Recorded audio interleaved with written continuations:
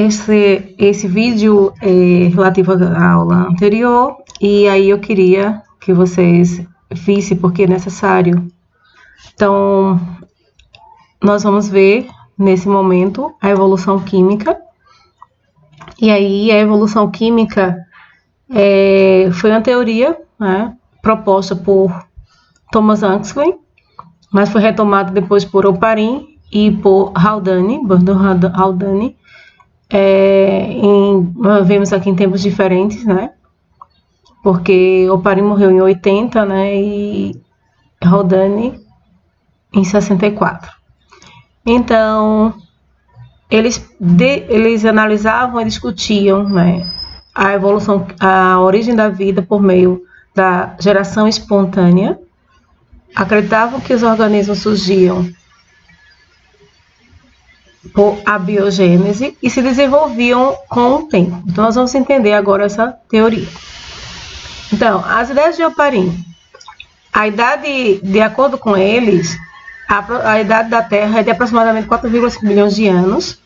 Isso de acordo com a teoria do Big Bang, né? Ao mesmo tempo determinado pela teoria do Big Bang. E a crosta terrestre se solidificado há 2,5 bilhões de anos. Então, a Terra, nesse período, durante 2 bilhões de anos, ela estava líquida. A composição da atmosfera primitiva era provavelmente diferente da atual, segundo ele, e nela não tinha nem oxigênio nem nitrogênio. Lembrando que oxigênio e nitrogênio são os gases presentes em maior quantidade no ar atmosférico. E nela existia amônia, que é um gás tóxico, o metano, que é incendiável, vapor de água e hidrogênio, que também é altamente incendiável. O vapor de água se condensou, de acordo com ele, à medida que a temperatura da crosta foi diminuindo. E aí as chuvas foram a causa dessas rochas quentes, né, evaporar a água novamente, haver nova condensação e esse ciclo de chuva tenha esfriado a Terra. Então, nós observamos aqui essa imagem, que é uma análise da atmosfera primitiva. Teria um mar, vulcões em erupção, em constante erupção, cometas,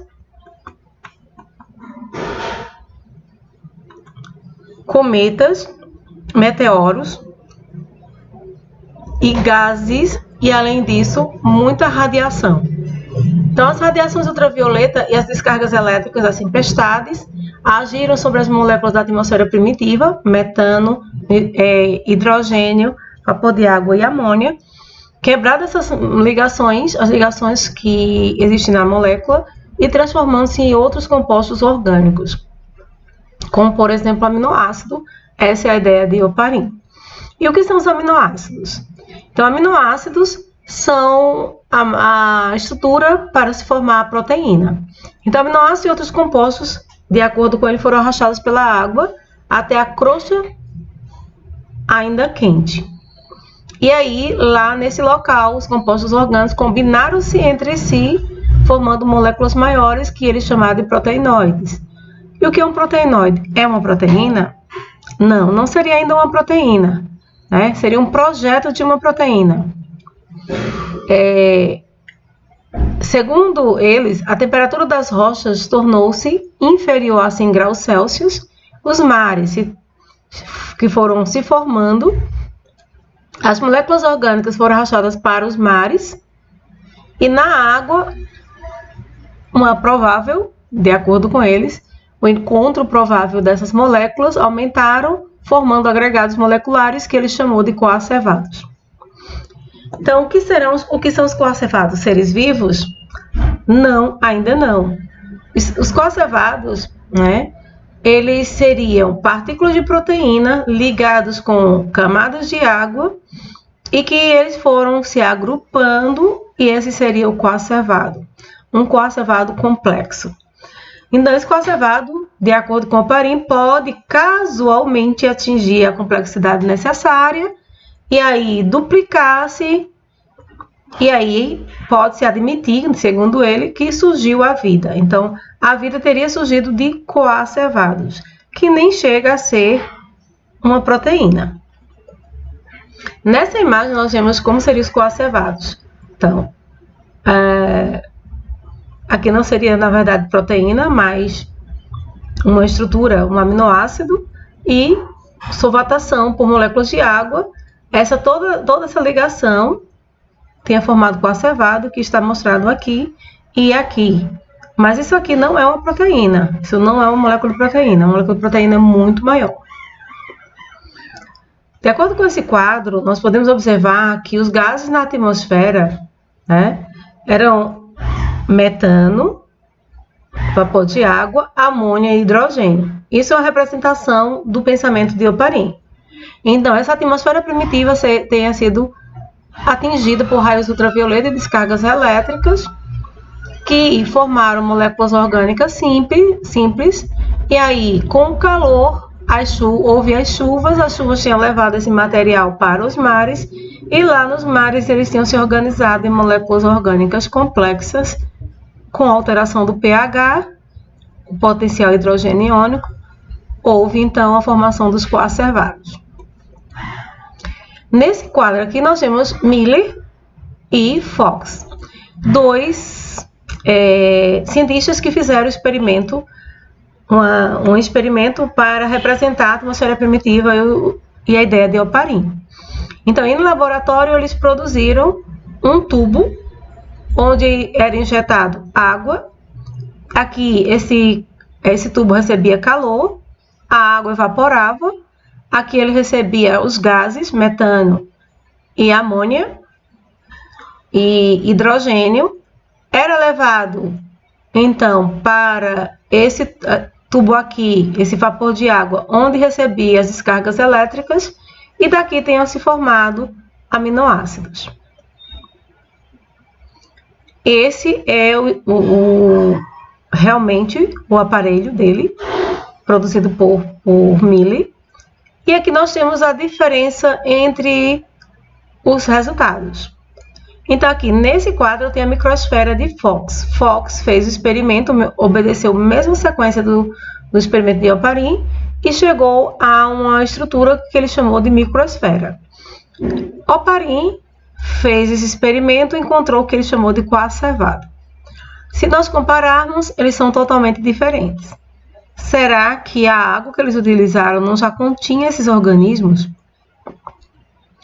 Nesse quadro aqui, nesse vídeo, nós podemos ver a ideia evolutiva, da evolução química. Então, a ideia é que, primeiro nos mares surgiram as bactérias, depois protozoários, algas, fungos, e aí os primeiros organismos, os primeiros animais, os poríferos, quinidários, platelmintos, nematódios, e aí peixes, anfíbios, répteis, mamíferos e o homem. E o hambúrguer?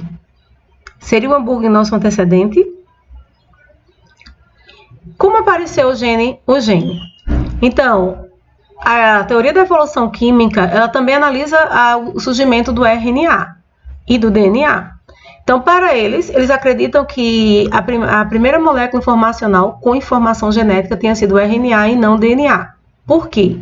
Porque o RNA, ele tem uma atividade catalítica, ele é mais... ele pode fazer cópias, certo? E aí ele tinha surgido primeiro com atividade enzimática, o que os biólogos chamam de ribozimas. Por ser o DNA mais versátil, o RNA mais versátil. Então, o DNA, segundo eles, tinha surgido num estágio mais avançado na confecção de um material genético estável, e que os primeiros DNA teriam sido feitos a partir de um molde de RNA original. Quando nós estudamos DNA e RNA, vocês vão estudar mais adiante, vocês vão ver que para que se forme um RNA, a gente precisa de um DNA. Então, o que se analisa? Se esses genes nus tivessem sido envolvidos por nada, mas livres na argila ou na água, eles poderiam ter um período posterior fixado residência numa estrutura maior. Então, vejam só, A ideia é que esse material, esse DNA, lá na argila, depois de algum tempo tenha entrado dentro de outro organismo, uma estrutura maior, como coacervado ou uma microsfera, e vivido lá para dar origem às células. Aqui nós vemos a estrutura química da água, metano, amoníaco, e a análise da quebra dessas moléculas para formar novas substâncias. Então, água mais metano formando formaldeído e metano mais amoníaco formando ácido cianídrico. A molécula de água mais o ácido cianídrico, aliás, 6 moléculas de ácido cianídricos formariam a adenina, água mais cianídrico, acianídrico e formaldeído tenha formado a glicose. E 5 moléculas de formaldeído tenham dado origem à ribose, que é o açúcar do RNA. A glicose é o açúcar das frutas e a adenina é uma base nitrogenada que faz parte tanto da ribose como do RNA como do DNA. Então, analisando ainda a teoria da evolução química, dentro dela existe a evolução dos processos energéticos. Então, como é que, se a vida surgiu por geração espontânea, foi mudando ao longo do tempo, de que se alimentavam os primeiros seres vivos? A hipótese heterotrófica prevê que os primeiros organismos se nutriam de material orgânico já pronto. Então, que existia lá naquela sopa muito material orgânico e eles tiravam desse meio esse material orgânico para se alimentar. Assim, os primeiros organismos, de acordo com a hipótese heterotrófica, seriam fermentadores. Então, eles faziam fermentação. Como fermenta um pão? E, por meio da fermentação, eles tinham produzido o gás carbônico e liberado esse gás carbônico na atmosfera. Essa ação tinha produzido tanto gás carbônico que, em seguida, outros organismos, outros coacervados ou microsferas, tenham adquirido a possibilidade de utilizar esse gás carbônico e realizar fotossíntese e liberaram então o oxigênio. E aí produziram bastante oxigênio. Daí a necessidade que eles tiveram de se tornar respiradores, de fazer a respiração. Então a gente questiona, parece a história da carochinha. Me digam uma coisa, se esses organismos antes, os fotossintetizantes, a gente sabe que as plantas elas respiram. Como é que elas chegaram ao ponto da respiração? E entre esse período, enquanto eles não tinham oxigênio para respiração, como eles viviam? Então, de acordo com os cientistas, os primeiros seres vivos, por serem muito simples, não teriam desenvolvido a capacidade de produzir substâncias alimentares, então eles não produziam alimento, então eles utilizavam a substância orgânica que estava lá no meio. É o que está repetindo aqui. E aí, nesse caso, esses primeiros seres vivos seriam simples, unicelulares, uma única célula, abiogenético, quer dizer, surgido por geração espontânea, heterótrofos, porque eles não produziam alimento, então o heterótrofo depende de outras estruturas para se alimentar, e fermentadores anaeróbios, fermentadores e anaeróbicos porque eles não realizavam respiração. Uma outra hipótese que contesta a hipótese da heterotrófica é a autotrófica. Auto de si mesma, trófica, alimento. Então, de acordo com essa teoria, os primeiros organismos produziam o próprio alimento por meio de um processo chamado de quimiossíntese.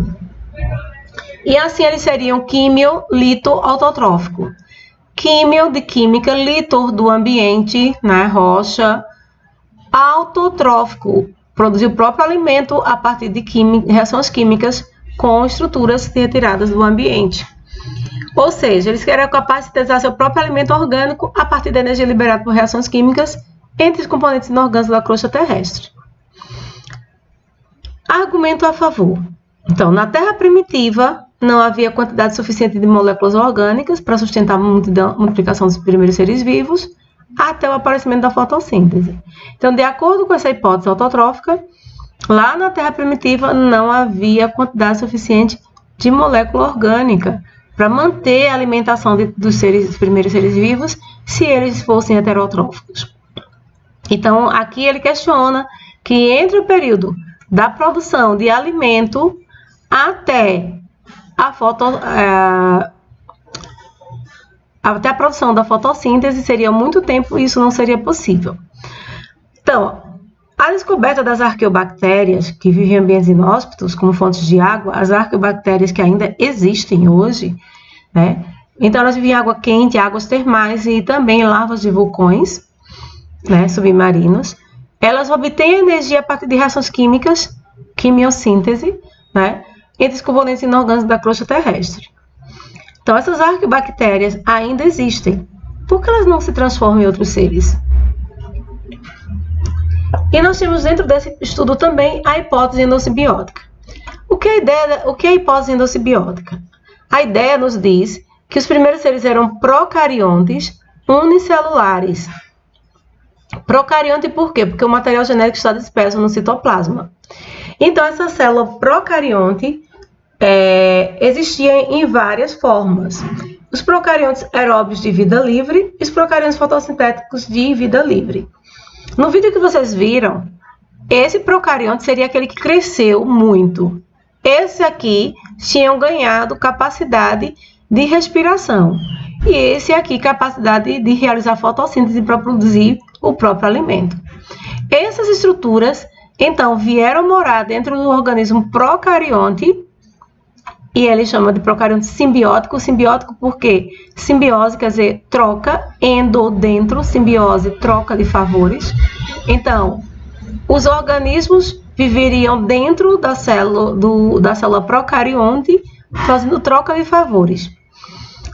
As estruturas, os procariontes que assimilaram somente procariontes aeróbios de vida livre e respiradores, tenham dado origem à célula animal. Os procariontes que tenham assimilado tanto respiradores quanto fotossintetizantes, tenham dado origem à célula vegetal. É muito bonita a história, bem contada. Então, analisando aqui, como são as células hoje? Então, a célula procarionte ainda existe, é a única forma, a bactéria é a única forma de célula procarionte, nenhum outro organismo existe essa célula.